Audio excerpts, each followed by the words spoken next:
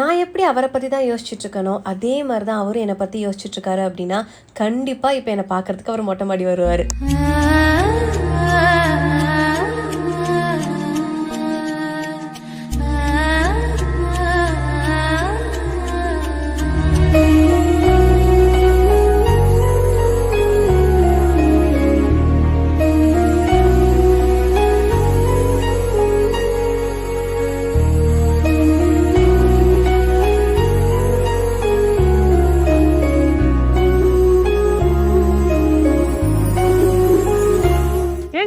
Already நான் உங்களை பார்த்துட்டேங்க. இதுக்கப்புறம் ஏன் திண்ணைக்கு முன்னாடி போய் மறைஞ்சுக்கிறீங்க? வாங்க, ஐஸ் பாயா விளையாடுறோம் நம்ம இங்க.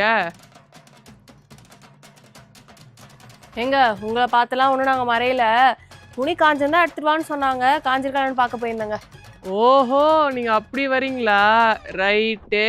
சரி, நீங்க இந்த ஊரா? இதுக்கு முன்னாடி உங்களை நான் பார்த்த மாதிரியே தெரில. பக்கத்து ஊர்க்காரியோ? பக்கத்து ஊருக்காரிலாம் கிடையாது, சென்னையிலேருந்து வந்திருக்கேன். அதான பார்த்தேன், எங்க ஊர்ல இவ்வளோ அழகான பொண்ணான்ட்டு.